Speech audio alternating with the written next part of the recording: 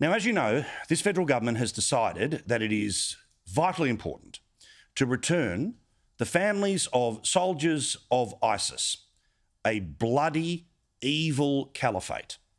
The suggestion being that these were innocent women that were tricked into going, forced into having children, that were Australian citizens, so they must return to this country. They have started to return to this country. At least 4 families have returned in the past couple of days. I'll get to their statement of apology in a second, but upon their return, this is one of their grandfathers speaking. Men went and took the women with them. The men are either died or in jail, and the women were then left and caught behind. There's no evidence to say that my daughter joined any such organisation. I was tricked into coming into Syria by my husband. He told me I'm a threat. Look, I'm trying to get away from the threat. I've had enough. These people are being brought back to the country thanks to this government. This government who wants to pretend they're going to keep you safe on this and keep you safe on that. This is bad. This is really bad.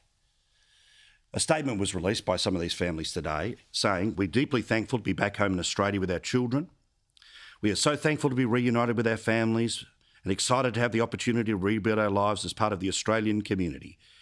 We want to express our regret for the trouble and hurt we have caused, especially to our families."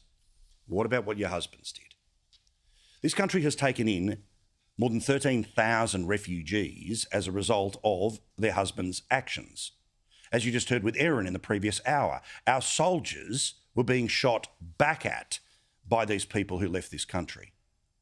What I find amazing about this is that for the past 2 years, our fellow Australians were told they can't come home because of coronavirus. People were told they couldn't cross a state border because of coronavirus. We didn't care collectively that people couldn't see their dying family members, and we know that there are people who were directly affected by not being able to cross borders, like that poor lady who lost a baby because Queensland hospitals are for Queenslanders. Yet supposedly we must move heaven and earth to return these people to the country. It is flat out wrong. I don't believe that this is in our country's best interest. I obviously wish the families well, and I hope that the transition is successful, but I do worry about people coming back from a theatre of war, particularly where they've been in a circumstance where they've been mixing with people who hate our country, hate our way of life. What I find particularly despicable about this decision is the cowardice with which the government has carried it out. As best as I can see, there are no government ministers who are responsible for this decision who've given us an answer publicly, not through a spokesperson, not quotes to a newspaper, but faces on television, voices into microphones about why this has to happen. Remember, the Home Affairs Minister was all there to be seen when talking about data leaks and Optus.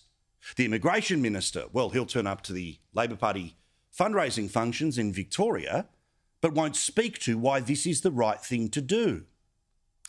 And in part, that's because they know what the public's reaction will be, but they also know that they are being protected by the very people who are supposed to ask questions of government, to be fearless and speak truth to power.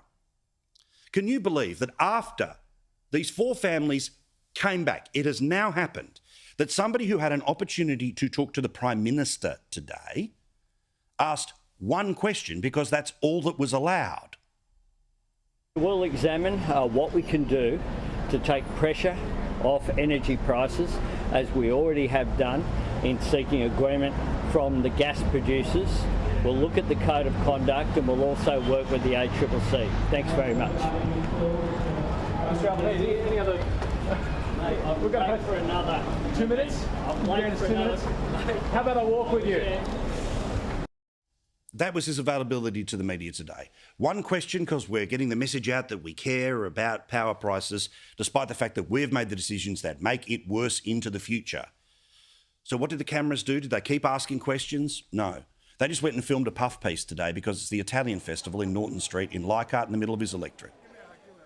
All these pictures about the greatest, most popular, most amazing Italian heritage Prime Minister in the history of Australia. How good is all of this? Can you believe this? 4 families of what we believe could be as many as 40 are going to come back to the country and they will not tell us why. And nobody seems to be bothered in asking why.